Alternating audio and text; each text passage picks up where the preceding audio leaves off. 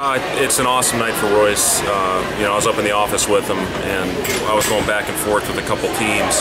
And Kevin McHale shot me a text about 2 picks before they were up, and he said it's going to be White. And I was trying to get him 16 or 18. What do we got? 16 or 18, and he wouldn't get me back. And then they took him with 16. So it's just an awesome night, great fit. I played for Kevin. I worked with Kevin for several years, and he'll use him the right way. He'll be great for Royce off the floor as well. I'm so happy. It's a big step in Royce's life, and he's ready to take advantage of it. Did you see that coming at all before today? I've been talking to. I'm actually really excited. This night is almost over. We're going to try to find summer league spots for Chris and for Scott, but. Now that this piece is over, I've been on the phone, 3-4 hours a day with teams, just trying to convince people that I think Royce will be very good at that level. And there's so much that goes into this draft process as far as turning over every rock to try to find something why you shouldn't draft somebody.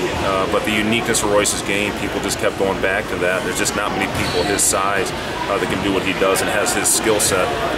And one guy that I knew would love him is Kevin, because he loves basketball players, guys who can make plays. What is Royce? What's he play? Well, he's a hybrid, and that's what McHale likes. He doesn't like guys that get the ball and can't do anything with it. I really was hitting those guys hard on it, and couldn't be happier. It's just, like I said, a perfect fit for him. How beneficial is it to land in the spot where they're going to use you properly? Because so many guys don't, and it's detrimental. Yeah, the number one thing I was getting from teams is can Royce play without the ball in his hands? And the great thing about Royce is when the ball finds him, wherever he is on the floor, he can make a play. Whether he sets the screen and rolls out and is the guy that's making a play when he gets the ball on a pick and pop type action. He's a very good finisher at the rim. He showed that against some of the top players that were selected in this draft. And you just can use him in so many ways, and his versatility is what allowed him to get picked so high. Fred, you've got to take some credit for this too. You had some doubters, I'm sure, when you allowed Royce White to come. Speak to that. Yeah. This is just as much about you as him. Yeah, we did an extensive background check on Royce when we were going through the process if we should take him, and it wasn't just me. It was Jamie Pollard. It was Dr. Tom Hill, who's in student affairs. It was a lot of different people that all had the same opinion that we need to give this kid a chance, and he obviously didn't disappoint. He did a great job, not only on the floor but off, and you can see.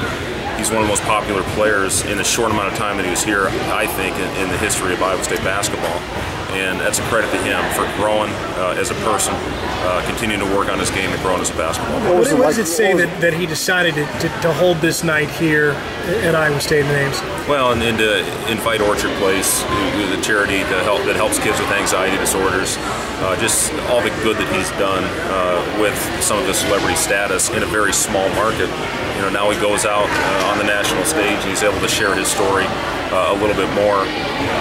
But yeah, it's great. I think he found a lot of comfort in this community, and the fans really embraced him, and he did a lot of good. Again, I'm really proud for what he accomplished, and I'm very excited about seeing what happens in the next step. What was it like sitting with him upstairs? It was nerve-wracking.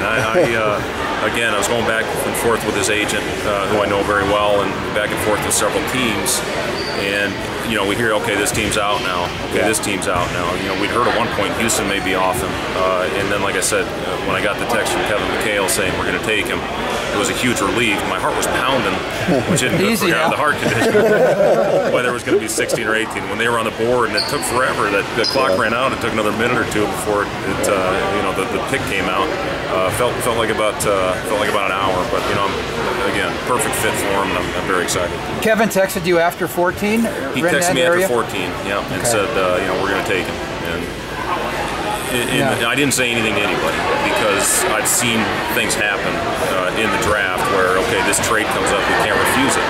And, for this to come up and to hear his name, he was shocked. If you could have seen the look on his face at the time, it was pretty priceless. Did you tell Royce at that time? Kevin said he texted you, or not? Did you let it go? No, I didn't say anything. You did not say anything to him either? I don't think I told him now. He was in such a state of shock. I don't think he would have heard anything I said. Is there a comfort level for you to know that he's going to go play for a guy that you know so well and trust and feel so highly of? Yeah, for sure. And J.B. Bickerstaff, an assistant coach I know very well from my years in Minnesota, and there's so many people in the organization that I know. We used to put on workouts with Houston, and I know Kevin has has to do is call me, or I can call him and check on him and see how he's doing. If I need to make a call to Royce, make sure he's going on the right path. But to have a guy like Kevin is as good as I played for, as far as pumping his guys up with confidence and getting us to go out there and play the right way. His spacing plan is something that I base a lot of my stuff on. It's as good as I've seen. You know, he was a guy that was double teamed his entire career playing for the Celtics, and just the way he explains things and makes it clear to his players is the best I've had in any coach that I've ever played for.